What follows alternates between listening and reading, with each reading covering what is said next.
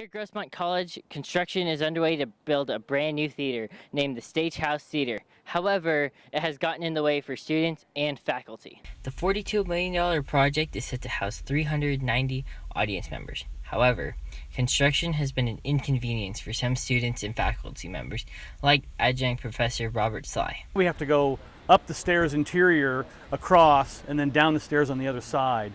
So that's been kind of a hassle, especially when we're hauling around video equipment. Sly says that parking has been a major issue because it has been taken away from faculty due to the construction. The parking lot right next to Building 20 that was accessible to the faculty, and in fact it was extended parking for faculty, and that's all been taken away. The development has caused disturbances around campus. However, Sly believes that people are willing to cope and adapt to the construction. Some of the noise issues are another thing that people have talked about, but I think people are willing to live with some of the inconveniences temporarily in order to have this great theater that we're going to have. The Stagehouse Theater is set to be completed in the fall. At Grossmont College, I'm Breven.